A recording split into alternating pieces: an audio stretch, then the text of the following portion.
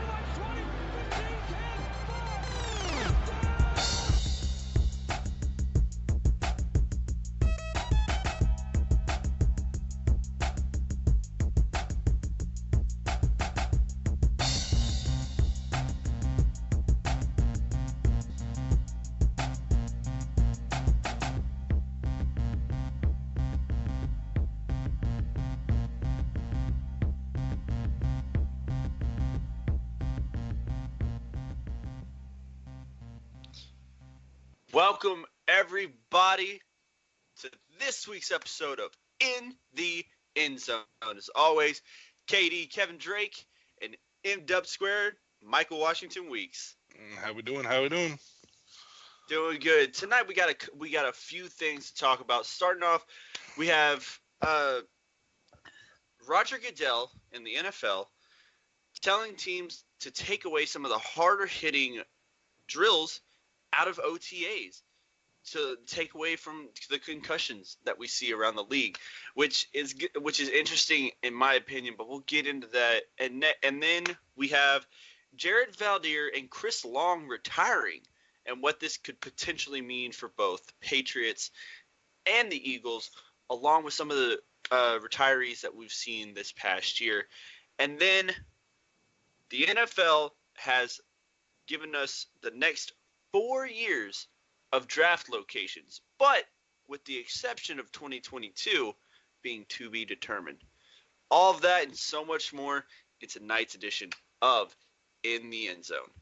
Now, Michael, we came across this story, I think it was today or yesterday, about Roger Goodell and the NFL telling teams, hey, take away hard-hitting drills like the Oklahoma drill out. We don't want that there anymore. We don't want the injuries. We don't want the concussions. But what does that mean in general? Because if we're not having hard-hitting contact, if we're not getting the reps in, what's to say we don't see more injuries throughout the season when it starts? Well, it's an interesting development, mainly because of the fact that I know that the NFL they took so much heat for the supposed concussion cover-up and them being lackadaisical in concussion protocol, years ago when the former NFL players filed the civil lawsuit against them, for the non-proper practices for concussions.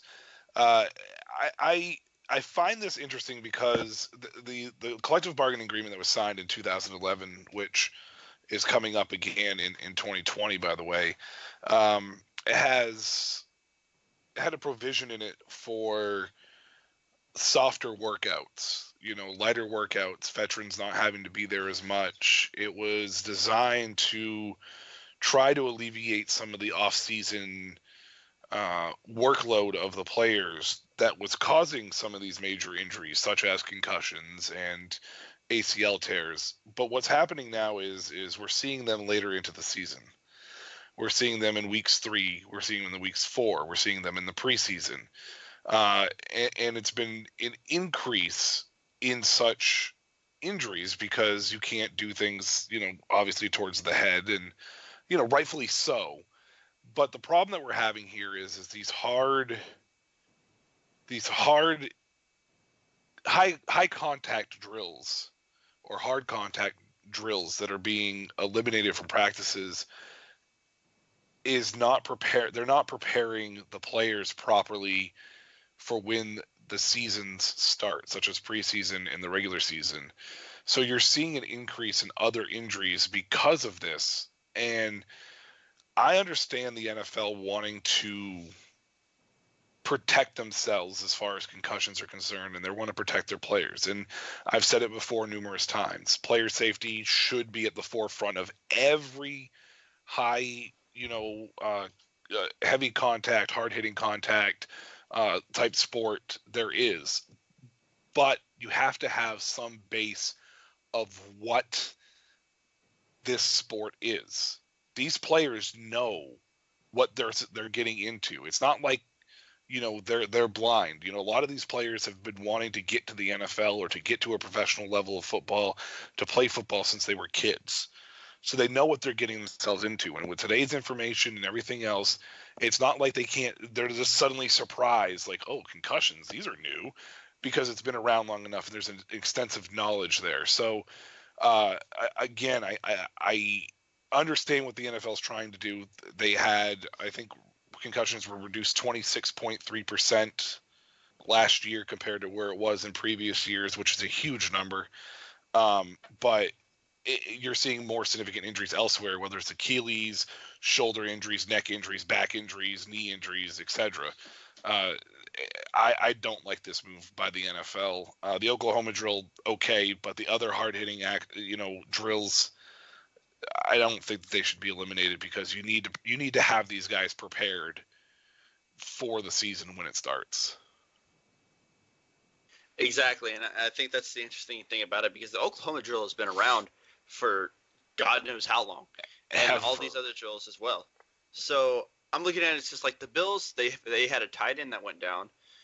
Nick Bosa, second overall pick in this year's draft, he went down with a hamstring injury.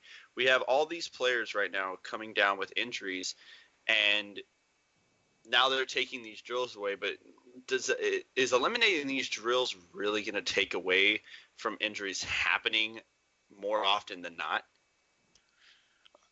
The major injuries, no.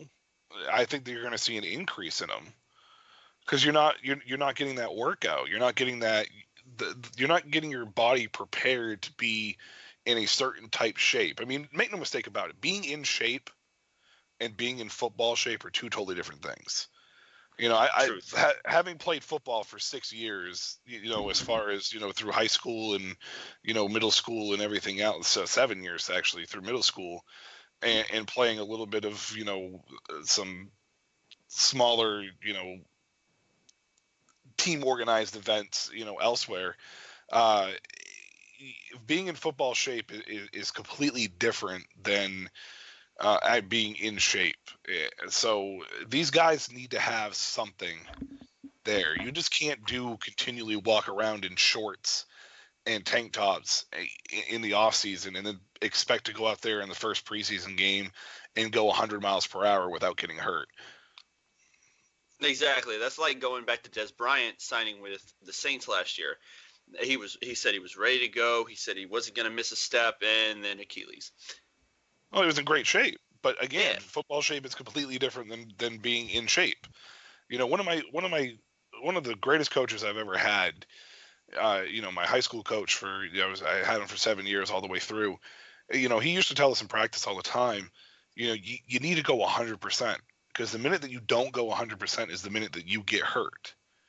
And there's never a truer statement in that sense, because you need to get yourself prepared for when it's time to go 100%. With the helmet technology and the mouth guard technology and everything else that's happening, the NFL is making the game safer for the players, but they're really eliminating what makes football. And it's kind of affecting the way that the play, the level of play that's out there every year. And it's the truth. I mean, year in and year out, we get a slower paced game. We get a more offensively heavy game. Defense can't do anything. Legit, the amount of roughing the passer calls from my God. Poking, legitimately a defensive end running up there, quarterback throws the ball, he pokes him. He literally just pokes him in the shoulder. They threw the flag up.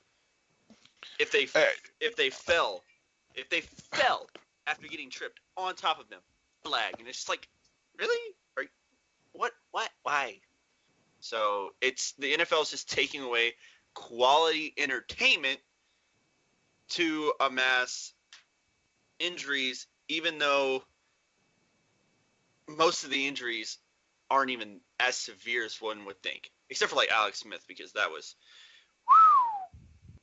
Well, I mean, I think any leg injury, knee injury, ACL, Achilles. I mean, we saw with Isaiah Crowell, just recently with his Achilles, and then we saw Nick Bosa went down with a hamstring, and then Reuben Foster apparently had some damage as well. And I think that one of the biggest issues that we're seeing or having with this is you're starting to see these smaller, these injuries, that the soft tissue injuries, the hamstrings and the quads and soft tissue injuries linger. You're more apt to return at 100% from an ACL injury than you are a hamstring, because those soft tissue injuries, they like to linger. I mean, take a look at Leonard Fournette. Between his hamstring and his ankles, he's had issues pretty much every year that he's been in the league. When healthy, he's one of the best running backs, but he can't stay healthy because those issues linger, and that's where you're seeing these issues with the off-season programmings, being so soft, because you're not getting your body into the right type of shape to be able to control what happens to you on the field in certain aspects. Right. I mean, I've had plenty of hamstring pulls and everything and tears, and they stick with you. If you don't get the proper treatment and you walk on them consistently, yeah, it heals and you don't feel it, but you're more prone to get hamstring injuries after the fact because they're just waiting to reignite and reopen. And you take one wrong move on that field, you go up for a catch, and then you drop down on your leg, the leg that has the hamstring injury. Just that leg, the sheer force of dropping down will ignite it, and you'll be done. And they're not something you just bounce off easily. Yeah, some players, they come back like 4 days after, and they're fine. But then they get another injury the next weekend. And I think that's the biggest issue that we have, because concussions are bad. They really are. But like Deshaun Watson last year, he had a punctured lung because of how much he got sacked and was hit, because his ribs got bruised and one punctured a lung at one point. And he even played through it. He played a week later after that happening, I believe, the Dallas game, and came back the next week and still played on it. And he was fine. But these injuries happen so much, and I think the NFL just like saw concussions and everything that happened was covering it up. Everyone's just like, oh, don't worry about the others. You worry about concussions. Well, I understand taking the necessary steps to protect your players from concussions, because there's nothing light about a concussion, and there's nothing light about the long-term issues involving concussions. And we all know the studies, and we've all seen the studies, and we all know that. But proper tackling techniques is one of the biggest things. We've seen it for years. Players want to go for the big hit instead of trying to get the tackle down properly. We've seen players lead with the helmet compared to not leading with the helmet because they think it's safe. I read an interesting article because there's a full contact football league that doesn't use a helmet. It's essentially it's essentially a cross between rugby and the NFL, but it's more football based. But they don't have a helmet. They have very little padding, and they literally don't have that big of an issue with concussions because there's nothing protecting their head. So they don't lead with the helmet. They don't lead with their head. They don't have the same amount of type of head injuries because they're more aware of the safety of protecting their own head because there's nothing protecting their head. Whereas, like with the NFL, you have a helmet on. Oh, if I hit my head, it's no big deal. Or, if I do this, it's not a big deal. And I think that's where a lot of like the tackling, techniques have kind of been lost in translation. Bill Belichick mentioned last year when they talked about this new targeting or crown of the helmet rule in the NFL, and he was just like, well, I don't think it's that big of a deal because their coaches should be training them not to lead with their helmet anyways. And it's like he's the only coach that said that. There wasn't another coach that came out and said anything positive about the rule or said anything that like just shrugged it off like it's not that big of a deal. Like the media was talking about it like, oh, and Bill Belichick was like, well, we don't teach our players to do that. And that is one thing that I think is lost in translation here is where have these tackling techniques have gone? You know, where has it become instead of tackling and driving through your opponent, it's become lowering your helmet and shoulder and trying to take their head off. Like if you have a big hit, you're going to have a big hit regardless. It doesn't matter how you go about it. And that's where the tackling techniques have come in. And then with the running backs, like where has it changed from lowering the shoulder to lowering your helmet? Like why did that become a thing? So the coaches is where it needs to start with. And the NFL is now trying to take those process and those steps, but in the process they've made the game so much softer that you're seeing an increase in ACL injuries. You're seeing an increase in other injuries because these guys are just not prepared. It's the truth. They took away. Okay, I think it was either last season or what just happened a couple of months back. They made it to where every blindside hit is a flag now. It is a penalty, and that's just defenders are not going to be able to touch them. I think the whole issue with you can't hit them in like the shoulders or above, so they try to go for the chest. But most of the times they're just got to grab their legs, knock them down, they'll be fine. And I think that's the whole issue with getting all these leg injuries, where a lot more concussions happen now too, because like getting kneed in the helmet seems like it would hurt the receiver, right? That force of the knee hitting the helmet can send shockwaves and give you a concussion. Like getting a concussion is like 1,500 different ways of happening, not just helmet on helmet contact. And I think that's the big issue that we have here is that all these injuries, they want to be safer. They want to keep them more prone no matter what. Any injury can happen in any given way. Granted, the technology and the precautions that they've taken to make sure that it doesn't happen is good, but it's going to happen. No matter, it could be literally, you could put them in, you could wrap them in bubble wrap. $5, you still get a concussion. I don't think they can eliminate concussions. I mean, I think that's going to be virtually impossible because it is a full contact sport. But it's just the fact that the way that they're going about it isn't in the proper sense of isn't in the proper way to help alleviate some of the other issues, and being around football players, a football player will tell you that they would rather have a concussion than an ACL tear because a concussion they can come back the following week, as long as they're not experiencing, severe symptoms. Whereas like with an ACL tear, they miss the whole season. They'll tell you stuff like that constantly. Not saying that that's the right, mind frame to have, or frame of mind to have, but it is something for them in their philosophy and their mindset as players, that's what they want to do. I wish that there was another way that the NFL could approach this without taking away what's made the sport so popular to begin with. And we're seeing the systematic destruction of what has made the NFL in the last several years. And it's really unfortunate because this is the most popular game in America. It's one of the most popular games in the world. And we're just seeing it slowly kind of diminish itself. Not just forget about not even the politics side, but forget about the other drama side of things. Just the play alone has slowly been hurting because of all these changes. Exactly. I have a friend of mine that I played football with in high school and middle school, and he was on the shorter side, but he was one of the best defensive tackles in the county. And he had offers to go play D1 football. But the issue was he kept getting ACL tear after ACL tear. So now whether playing football or just in the real world, he keeps a brace on at all times to make sure that he's perfectly fine, that he's healing it properly, that he's taking the proper steps. He's gotten offer after offer to get scholarships and go to different states and play.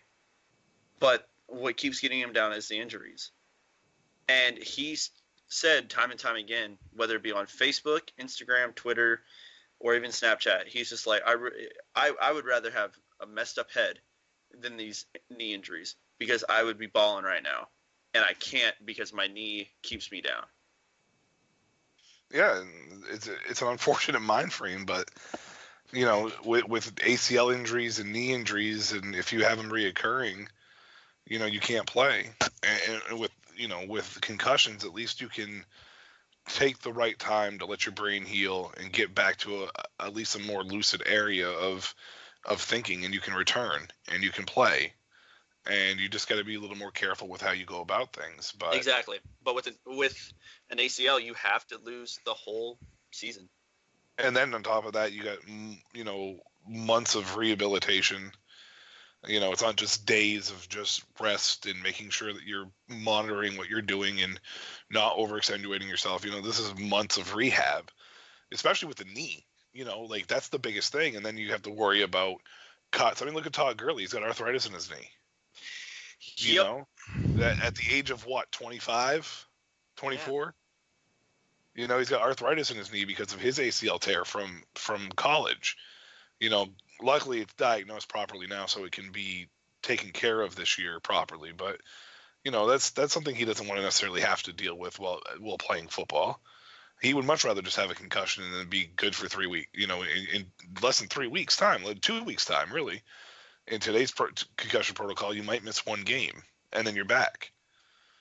I know the long-term effects for concussions is a lot more serious, and I don't want to make it sound like I'm like making light of concussions by any means, but it's just the NFL is trying to overdo it. Now they're becoming that like overprotective parent of their players. You know,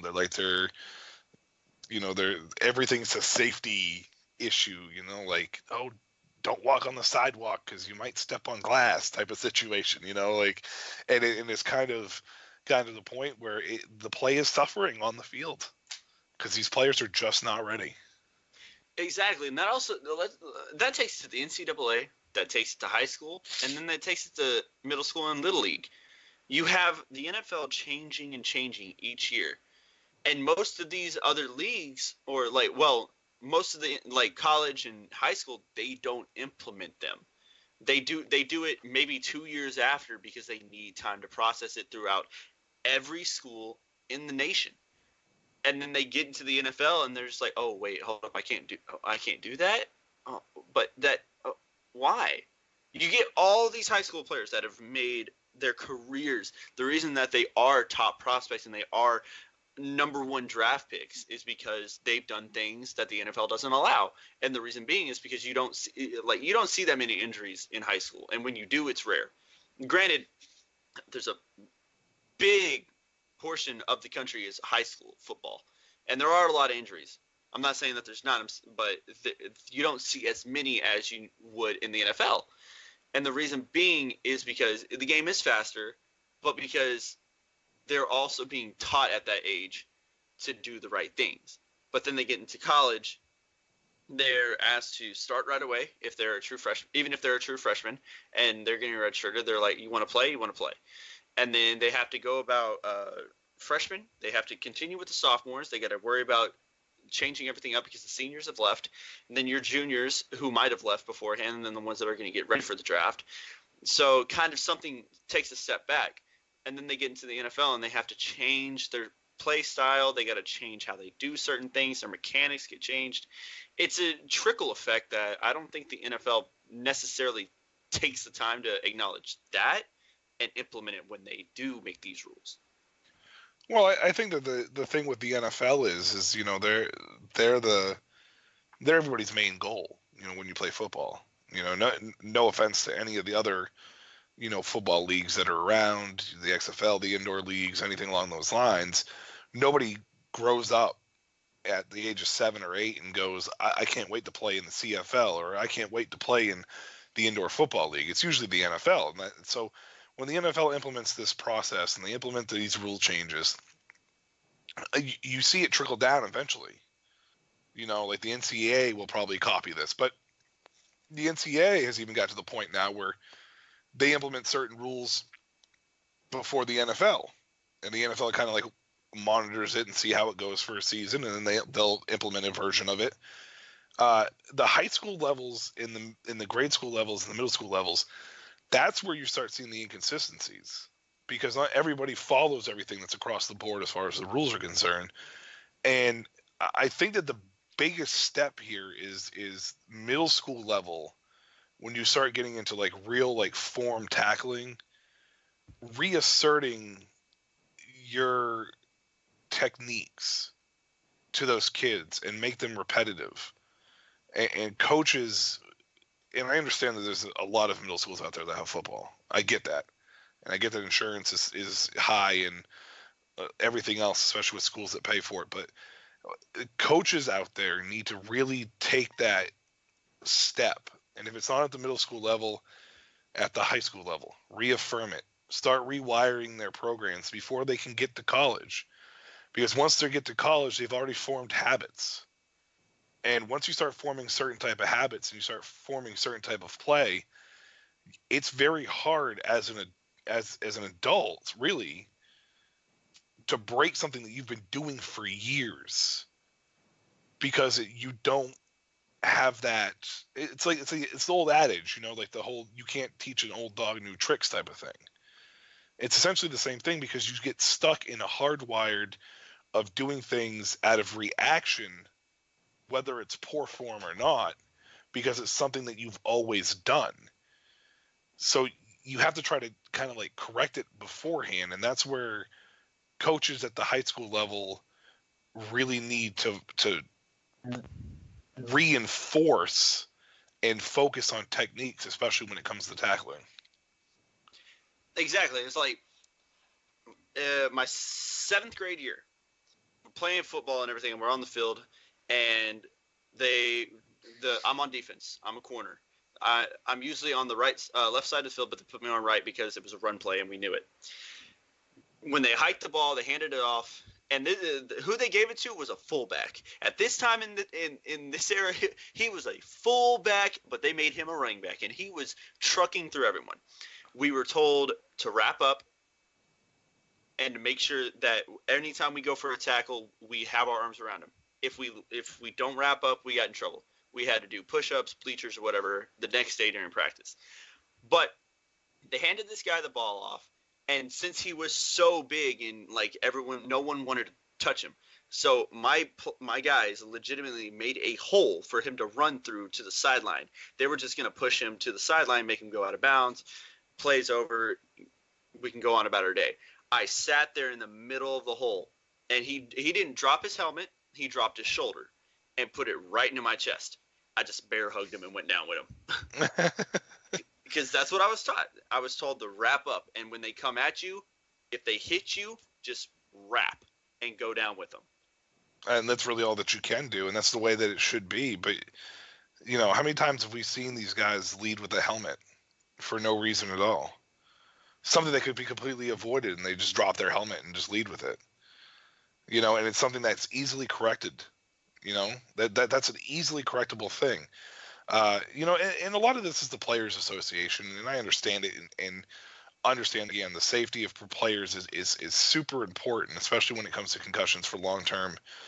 But you can't, I can't stress it enough that you just can't take away from what the game is. You have to become better coaches. You have to become better thinkers. You have to become better progressive, of advancing progressively to change the way that you do things, so you're not putting your players in a situation where they form these bad habits, and then it's impossible to break. So I don't know. I'm a little indifferent towards it. I don't think it's a good thing for football to get rid of these high impact drills. It's an unfortunate situation, unfortunate development over the years with the the civil lawsuits and to the NFL for the concussions, and the concussion protocols have changed. And I understand the NFL is in a tough position because they're definitely trying to eliminate as much of the concussions as possible. It's just, I don't know if this is the right method and the right way to go about it. Exactly. And I think it's going to be interesting to see how most of the rules have played out throughout the OTAs and training camps, and then along with what we talked about, the whole blindside hits. No matter what it is, it's going to be a flag to see how that's going to play out this year. Which, honestly, I hate it too. I hate it. We don't get plays like Brandon Cooks going down in the Super Bowl. It's just aggravating. Because I get that blindside hits are jarring hits, but you put one in place with the helmet in the front, to make sure that it's not a blindside hit. Like you're not getting, hit from behind. That's fine. I understand that because that could be very dangerous. But from the front side, as long as your helmet's on the front and people are getting hit. I mean, I got jacked up a few times from getting picked by cornerbacks. You have to keep your head on a swivel when you're running. It's just what you have to do. You have to make sure that there's nobody that's going to come from you so you can't get hit. Completely legal hit. Took me right off my feet. I'm a big dude, and this guy crushed me. It's something that it's something that's part of the game. As long as it's a legal hit and you're in front of them, there's not a problem. I hate this, quote unquote blindside hit thing, because one of the things that I learned after that hit was to make sure my eyes were always, moving. It's part of the game. I didn't get hit in the back. I got hit from the side. His helmet was in front of me. If my eyes were just on a swivel, I could have avoided it completely. 100% my fault. These guys are professionals. They're getting paid to do this. They know the risk of the games. As much as I hate saying that, well, just because it's a risk doesn't mean we should put them at risk. Well, then they should pick a different profession, because they're getting paid millions. Again, player safety is very important. I can't stress it enough, and I don't want to make it sound like I'm just, saying that it doesn't matter, because it does matter.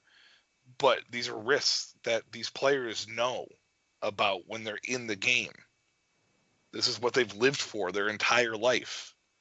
It's not like any of this stuff is a surprise suddenly. Exactly. Now, moving on, Jared Valdir signed with the Patriots, I believe it was like a month or two ago. And Chris Long, he's been with the Eagles for years. And both of these players just retired recently, just the past week. Jared Valdir retiring and signing with the Patriots is one thing, because they needed offensive line help, and that's what he was there for, to fit a hole until they could handle it during the season with trades, free agency, or even in the draft next year. But Chris Long, he's been on that defensive front for the Eagles for years. Who's going to end up filling that hole for the Eagles this season? I'm looking at these two in two different situations, but one's offense and one's defense. Like, Michael, what do you think is going to happen with the Patriots trying to fill that hole if they have to put a rookie, and then who's going to fill the hole for Chris? I don't think Valdir's retirement's like too much of a surprise. He's been around the league for a little while. He was with the Patriots for a little bit and was effective for them for a little while, but never was really anything like an all-star or Pro Bowler or anything else along those lines. I don't think the Patriots will have that much trouble finding somebody. They usually always have a guy that's kind of like the next man up situation. I know that tackle's been a little bit of a rough spot for them, but I think that they'll eventually find the guy that they need for the depth situation that can come in and be an effective starter in case they have injuries. Chris Long actually was more of a part-time guy last year anyways. Derek Barnett, Tennessee's all-time sack leader, broke Reggie White's record in college. He's come on to a point, a little undersized, but he came on to a point of showcasing that he's a really, really good pass rusher.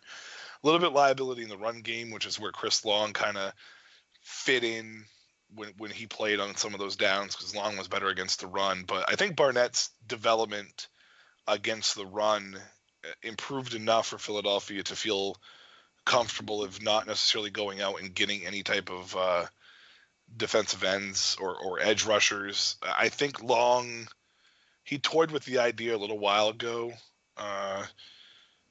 as far as the thought processes, or however you want to be, like, toyed with the idea of retirement. The thought process was there when the Eagles won the Super Bowl. He mentioned it. He came back for a year. I don't think that the Eagles are in as bad a shape with that. I think the Patriots are probably in rougher shape at tight end with Gronkowski's retirement more than the offensive line side of things.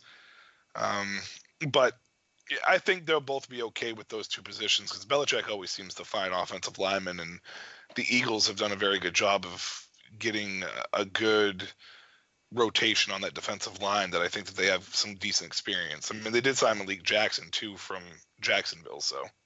Or was it Calais Campbell? No, it was Malik Jackson. Yeah, it was Malik Jackson. What if they had both?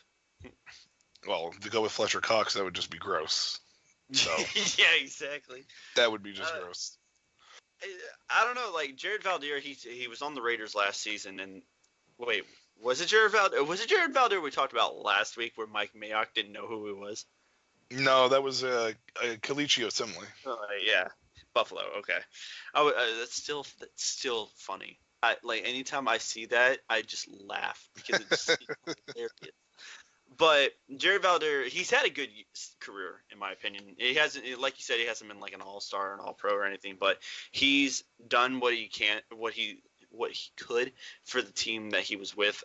You mentioned he was with the Patriots before. He was with the Raiders. He kind of fluctuated from those two teams, and he really did good. And then Chris Long, he's been in the league for forever. I mean, granted, he still looks good for his age, even with all those stats. Chris Long is a fantastic guy. I mean, he's, overall, he's just a good dude who has a good heart, does a lot of good humanitarian work for the NFL, plus the team, whatever team he's on. He definitely will be missed as far as the NFL impact is concerned, not just the team impact. Definitely. And I think that's going to be the interesting thing to see what happens, just because we have a lot of these players that have been around since 2008 and everything coming on up, and they're getting in there in age. Like, we have Phillip Rivers that has a couple of years left, Drew Brees, Tom Brady, Eli Manning, and then a bunch of other, like Larry Fitzgerald. He's getting ready to head out, which is going to be definitely weird to see after he leaves, because the Cardinals receiving group's just never going to be the same, in my opinion. No, So, I mean, no. That's the reason why they drafted so many receivers this year, I'm assuming. yeah, Hakeem Butler, Andy Isabella. They got Christian Kirk last year. Keyshawn Johnson. Exactly. It's interesting to see because the Cardinals knew. It's like, yeah, we got Kyler. Now get the receivers, because honestly, Larry leaves, we're done. We won't be able to do anything in the pass game. But I liken the Chris Long situation to similar to like the Jacksonville situation where Telvin Smith said that he wasn't going to play in 2019. I think with Josh Allen getting drafted down there, I know he's more of an edge rusher than he is necessarily a linebacker like Telvin Smith, but I think with Josh Allen there now, I don't think even Telvin Smith sitting out, it's not necessarily a retirement, but I don't think him sitting out the 2019 season is necessarily going to hurt Jacksonville. And I think that's the same thing with Chris Long in Philadelphia. I think the off-the-field humanitarian work is probably going to impact it more than necessarily the team side of things.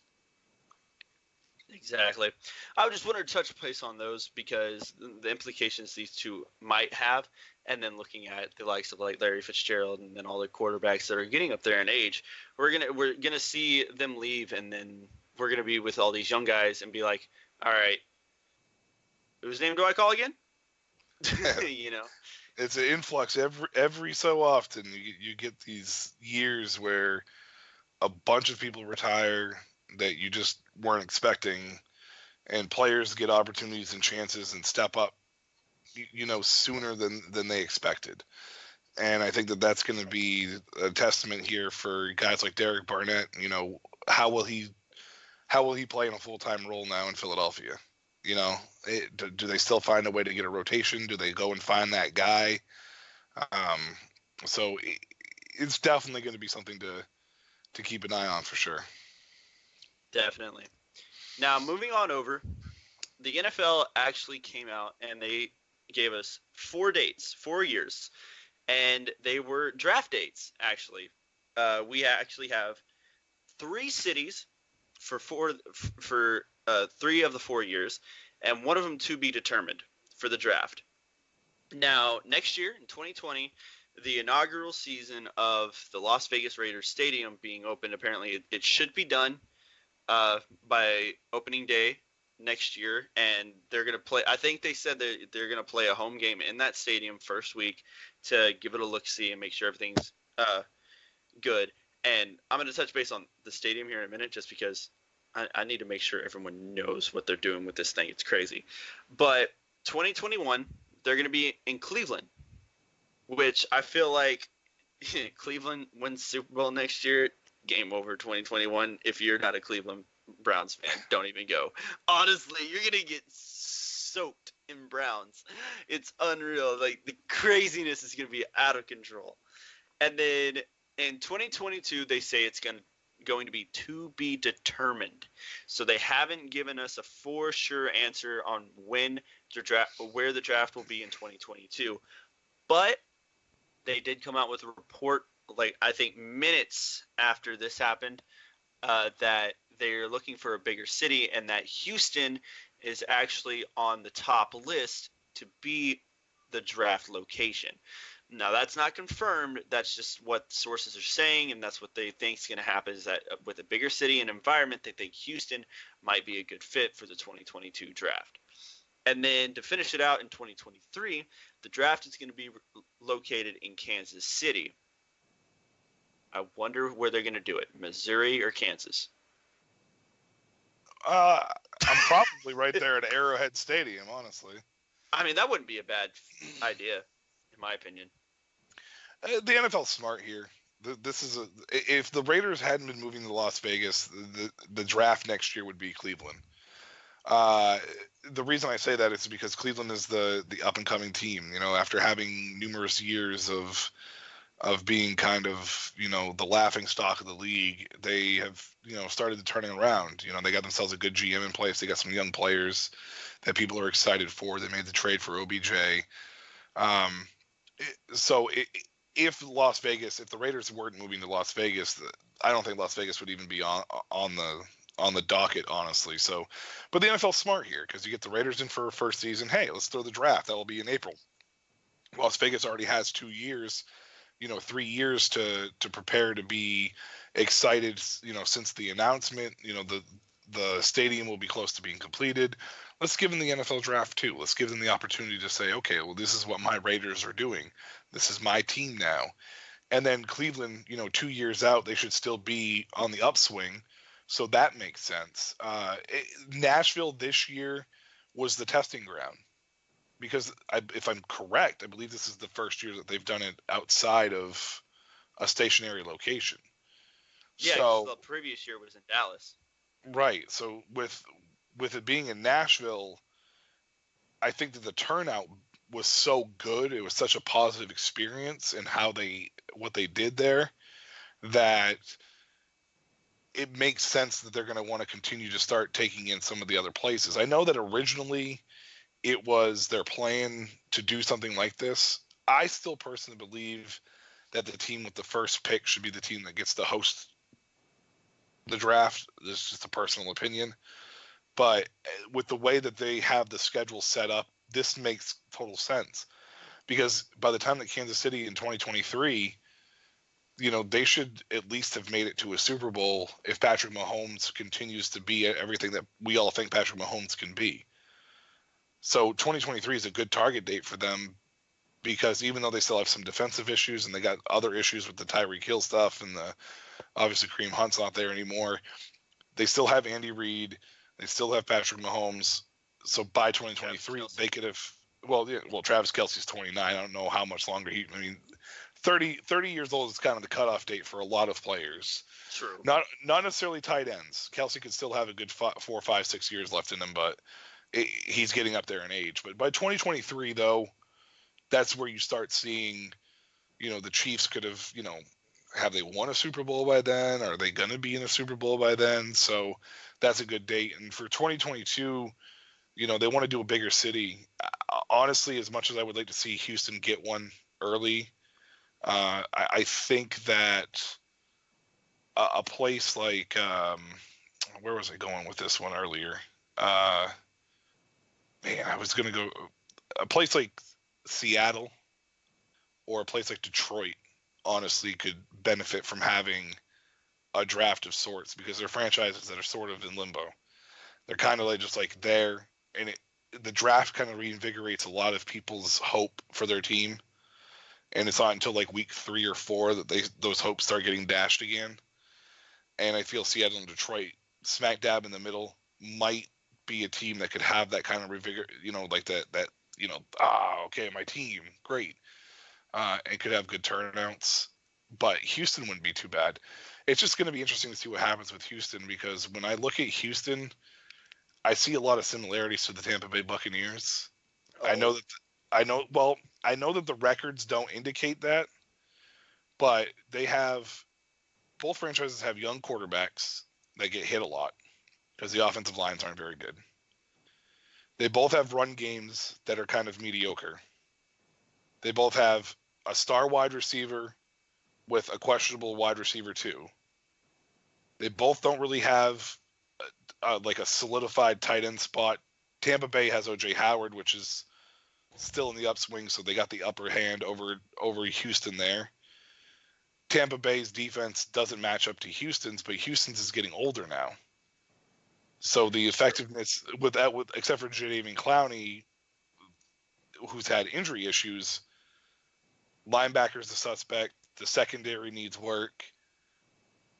If it wasn't for the defensive line in Houston and Wade Phillips being the coordinator there, who knows where Houston could really be in this situation. So I see a lot of similarities between Tampa Bay and Houston. So if Houston has a bad year, unless they're going to switch it to saying the team, a team inside the top 5 or top 10 is going to host the draft every year, Houston might be inside that range if they can't find a way to turn it around. True, and I wish they would work faster on defense because Jonathan Joseph's getting old. Yeah, you got Bradley Roby from Denver, and I think but Bradley Roby's even like 28, 29 now, isn't he? Exactly, and then we also got a corner from Jacksonville. I can't remember his name, but we did get Lonnie Johnson in the draft, and that's fine and dandy. It's just we lost Tyron, but we have Justin Reed back there. Our linebacking core hasn't been good since Brian Cushion had to leave because of the PEDS incident. And then our defensive line with J.J. Watt and Jadeveon Clowney has been fine, along with Whitney Merciless coming off as a linebacker and rushing the passer and doing good.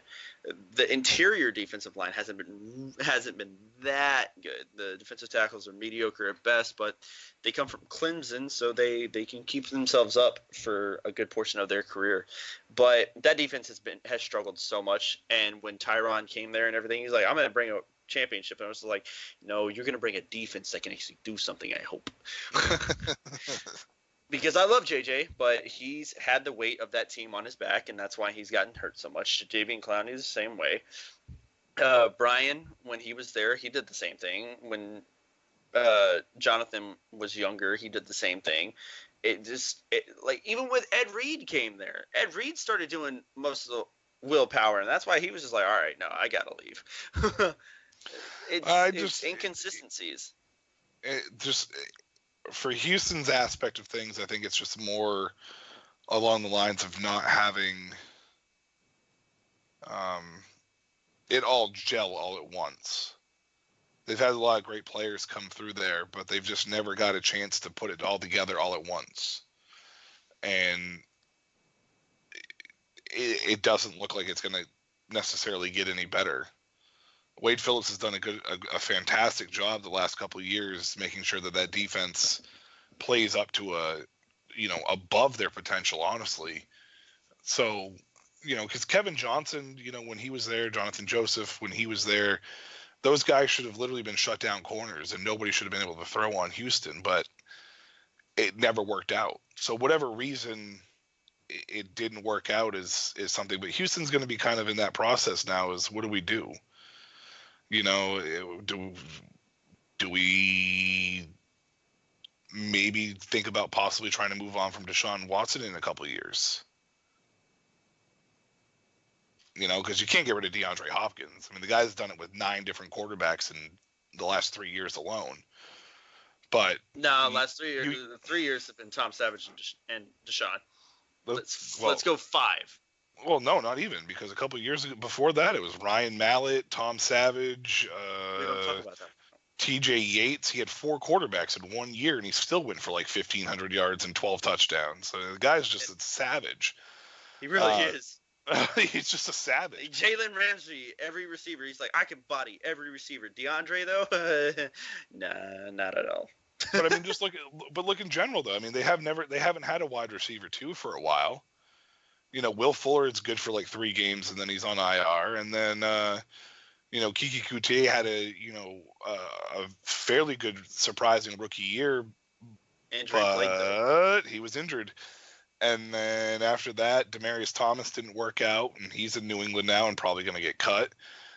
So it's like Houston's been toggling things and trying to find stuff. But with Deshaun Watson's contract coming up, you can't put your team in cap hell and expect to win. Oh, like Seattle? Well, even Seattle, not even Seattle before this Russell Wilson contract, the top 5 paid quarterbacks for the year last year were a combined like 250% winning, like a winning percentage. Like it was that bad. Like, and they all missed the playoffs. Matt Ryan in Atlanta, Aaron Rodgers in Green Bay, Jimmy Garoppolo in San Francisco, he got hurt. I believe Matt Stafford was up there, and not Drew Brees. Because Brees made it. Who was the other guy? Oh man, there was another one that didn't make the playoffs that was up there in cap space. But anyways, their like combined winning percentage was awful. And if you really honestly think about those teams, there's not really much around them. Exactly. Stafford's got at least an upswing in certain places. But still has a suspect running game. Kerryon Johnson was a good pickup for him in the draft last year. He was all right. He wasn't very efficient. It's easy to read stats, but if you really want to indulge into a little bit more, these teams look at everything as far as efficiency. They look at, effectiveness against this, effectiveness against that. They really break it down into certain situations. And Kerryon Johnson with 7 men in the box, 8 men in the box, wildly inefficient. Yes. And you can't win games with a running back that can't run against 7, 8 guys in the box. It's not efficient enough. So they need to find a way to improve that. So those are all things that obviously that's getting more into the analytics of the game and stuff. But quarterback cap hell, you can't do it, plain and simple. And you take a look at a situation like Houston, even a situation like Tampa Bay. Can you really indulge and extend these guys if your teams aren't getting to the point where they need to be? Well, see, that's where I'm going to kind of like be a little iffy with you, because let's look at most of the quarterbacks in the league. Most of them come from good homes and bigger families. Deshaun didn't do that. Deshaun came from a really middle class background. He was raised with humility and everything and all that. I think when it comes to contract talks, I don't think he's going to be like Dak and want boatloads of money. I think he'd end up being like, I'll take a minimum. I don't think Deshaun would do that. Jameis, I think Jameis would do that. I think Jameis would do it all day long. But they're quarterbacks. These guys Yes. are quarterbacks. I mean, what it boils down to is their contracts. I mean, you can't sit there and tell me that Deshaun Watson's not going to look at what Matt Ryan's making and go, "Oh, Matt Ryan won 5 games. I won 10." You know, Tom Brady is probably the only quarterback other than maybe Peyton Manning in the last 10, 12, 13, 14, 15 years that I can think of that has literally taken less money and rearranged their contracts more than any other quarterback that I can think of But wait, to make sure you that know their why, teams right? win. To make sure No, their teams win. no. He straight up came out and he's like, "Nah, my wife makes a lot of money. I don't need it." Yes, but Giselle definitely makes more money than he does, but Brady also restructured his contract numerous times so they could sign certain players. You know, like he did with Edelman. You know, they were having cap problems, so he was like, "Well, rearrange my contract." Yeah, bring my boy back. I ain't letting him there. You know, Peyton Manning did it back when Reggie Wayne had an extension coming up. Peyton Manning was like, "Well, restructure my contract."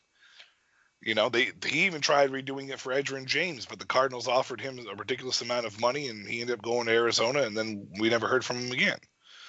So, Exactly.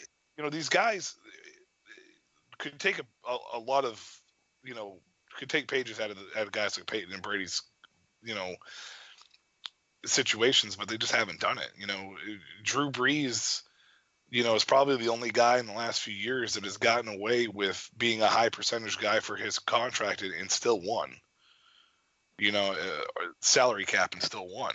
You know, 2 years ago, not even last year, the year before when they were in the NFC Championship game, he was something like 17% of the salary cap, but they still made it to the NFC Championship game. So, I understand what you're saying as far as Deshaun Watson's concerned, but he's going to be looking at other guys around the league going, "Well, this guy's super mediocre, and how much money is he making?"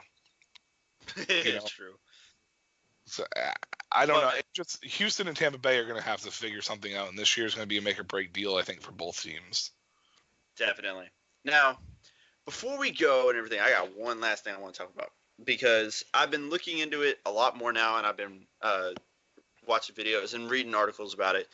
The Vegas Stadium that they are building, that's going to be done next year, even though they've gotten a lot of stuff done already.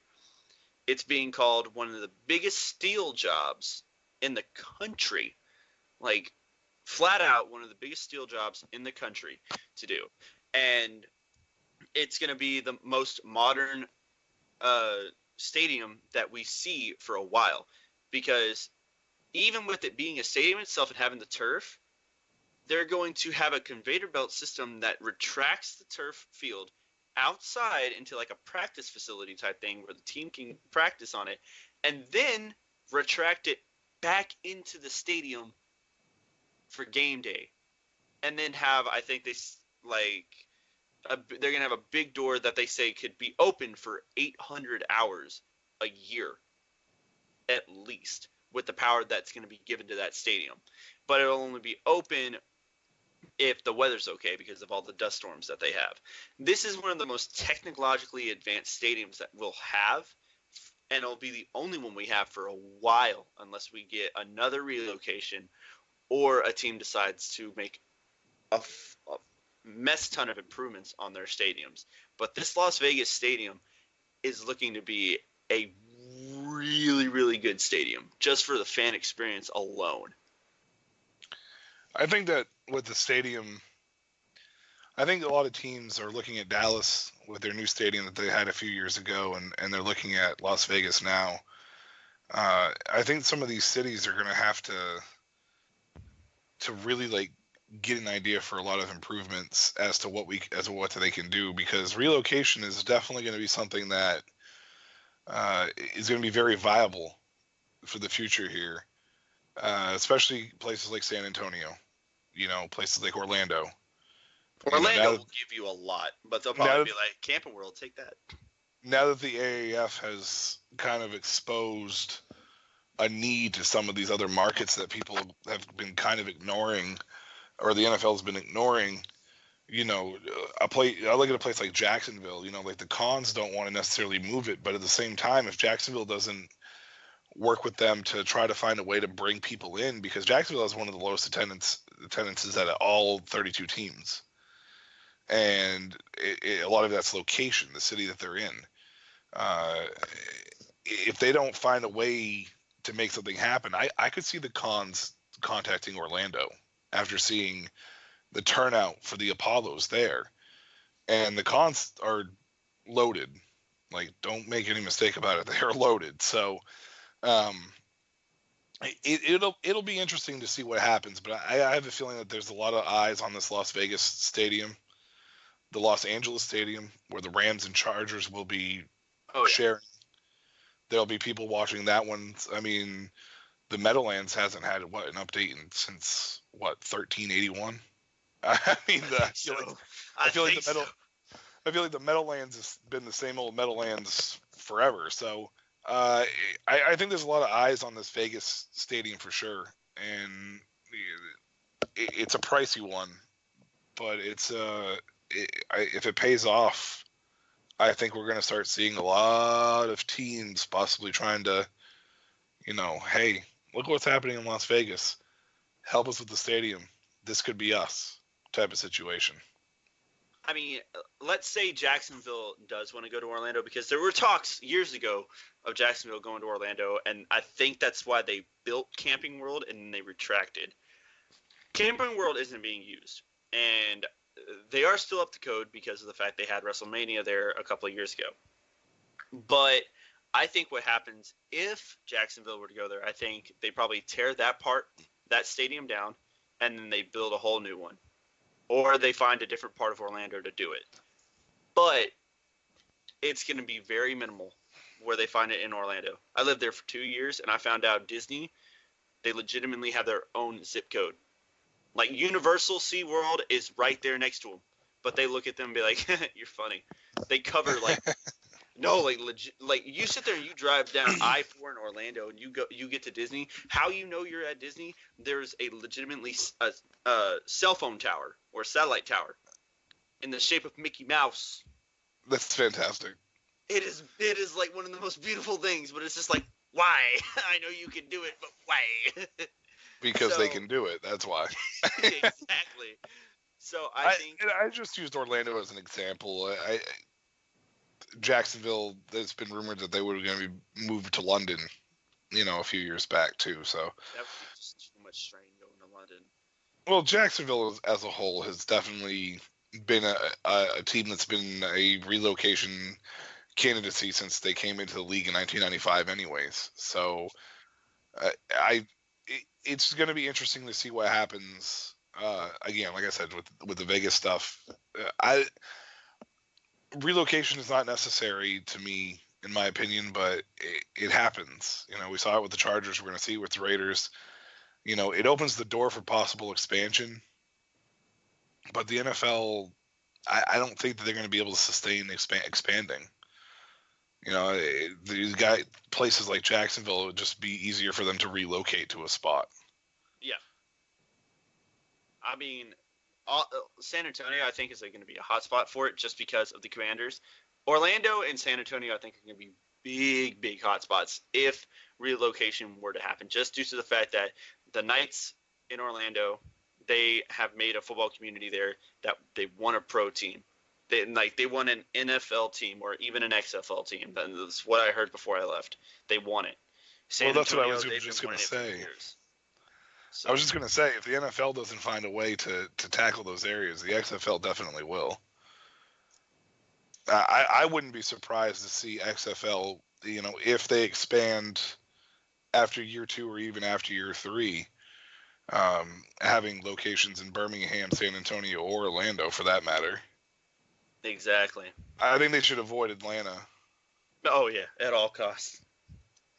Yeah, they should avoid Atlanta. Maybe put one in Charlotte. Charlotte might be the closest place that I would go. Maybe Raleigh. I mean, that's all speculation, but I'm just saying that if the NFL doesn't find a way if they don't think about relocation or they don't think about expansion into certain areas, I think the XFL definitely would. Definitely. But that's going to do it for tonight's episode of In the End Zone. Don't forget, check out this coming Sunday and every Sunday at that matter to catch up on AFN Live with me, Katie, Kevin Drake, Michael Washington Weeks, MW Squared, along with other people that join us, John Turner, Coach Lynn, and various others that'll be on AFN Live every Sunday night at 8 p.m. Eastern. But that's going to do it for us here at In the End Zone. Always, Katie, Kevin Drake, and MW Squared, Michael Washington Weeks. Yerp. Have a good night. The Alternative Football News Network. History in the making.